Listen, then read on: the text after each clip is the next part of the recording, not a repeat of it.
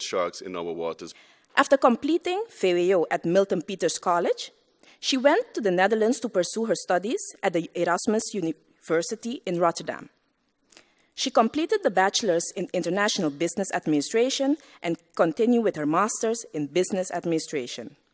She graduated with a double specialization in information management and accounting and control. She is currently the country manager of SOAB St. Martin.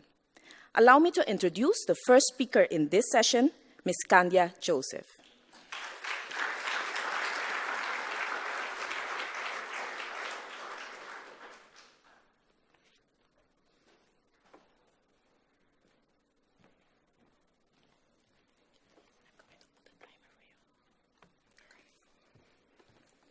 Good morning, ladies and gentlemen.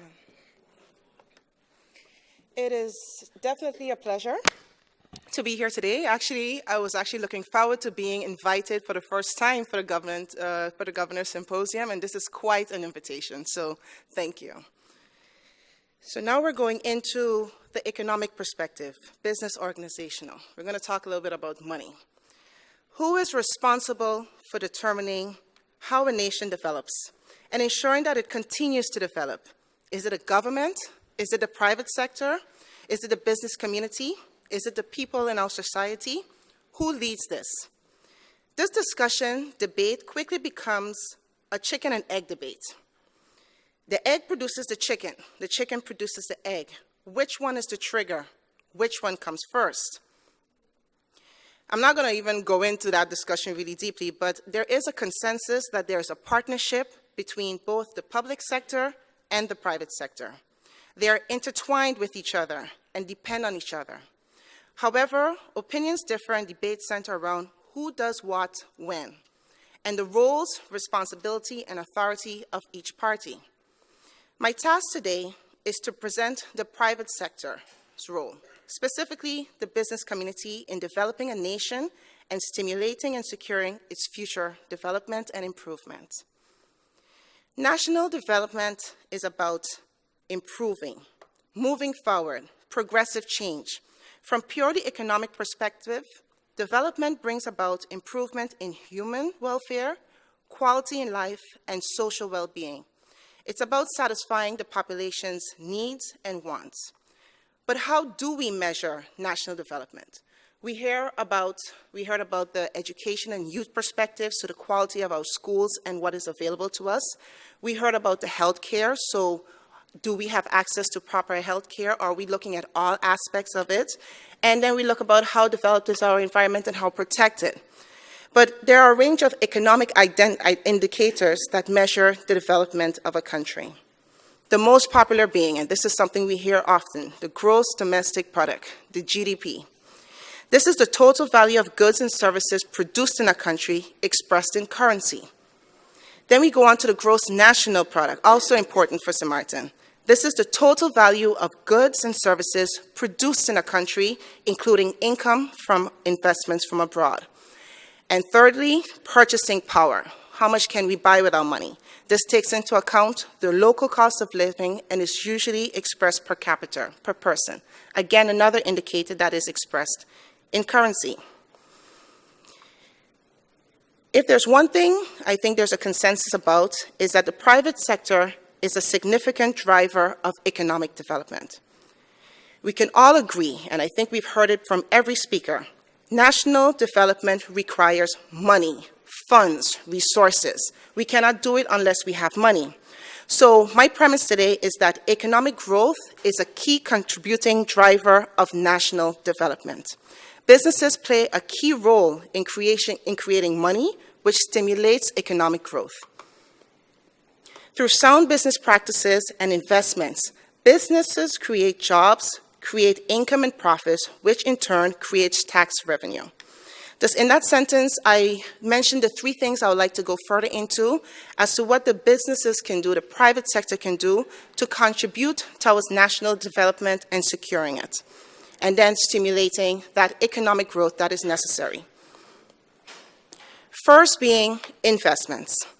Business investment is needed in order to keep money circulating. It creates demand for goods and services, which in turn generates employment, which in turn stimulates economic growth.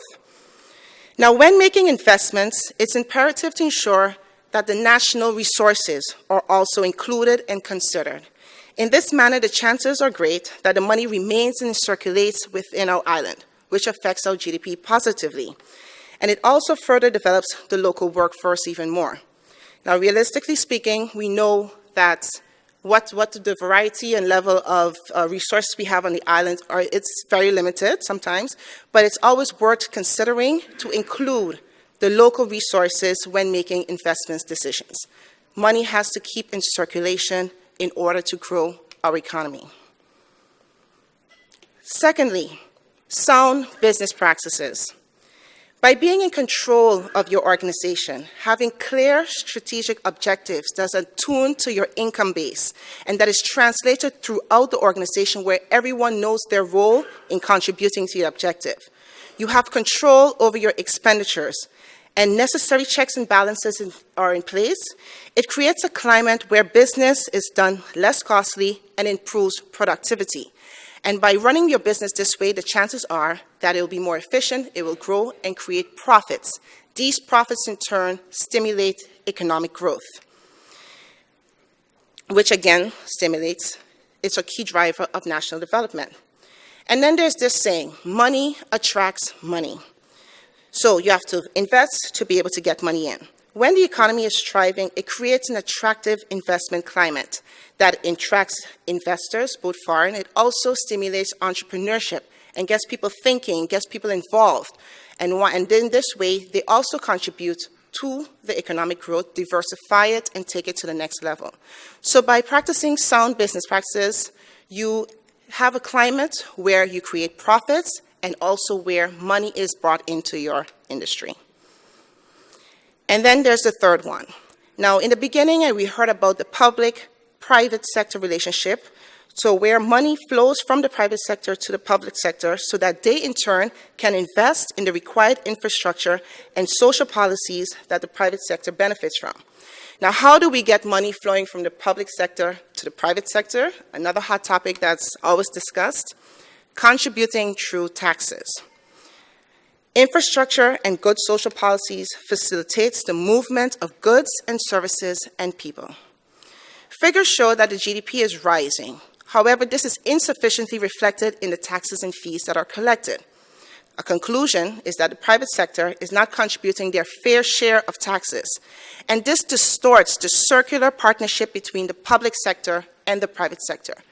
We need money to generate and the public sector that has to go into the public sector so that they can do the investments in turn and create the infrastructures, the facilities, and the programs that then the community also benefits from and the business community in turn also benefits from. Our tax system is based on trust and persons understanding their duty to contribute their fair share. Tax revenue is needed for national development. Every citizen has a duty to contribute to the national development agenda. So those are the three things I believe that organizations can focus on to be able to grow the economy and stimulate economic growth. Now, in order for the stimulation of economic growth to be successful and be a successful driver of national development, we need clearly defined objectives as well as agreements and commitments from all parties involved. And this can be achieved through consultation, constant dialogue with and between all stakeholders involved. So the different perspectives that were discussed today, we need to be able to know what each party has to do to achieve the national development. I don't go into exactly what aspects we want to develop in. No matter what choice we make in national development and what we're going to focus on, there needs to be alignment between all parties.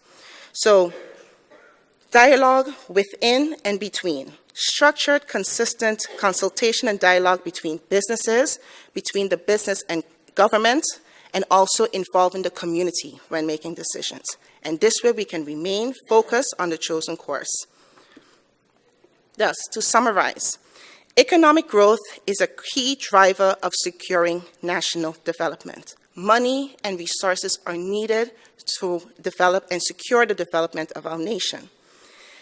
The private sector, the business, can contribute through investments, and with those investments include local resources, sound business practices to generate profits and attract investors, and also contributing to the tax revenue so that the private sector, public sector relationship can be maintained. And a key success factor in getting this done is that we have to remain focused, we have to be aligned, and this can be achieved through regular consultation and dialogue between all stakeholders. Thank you for your attention.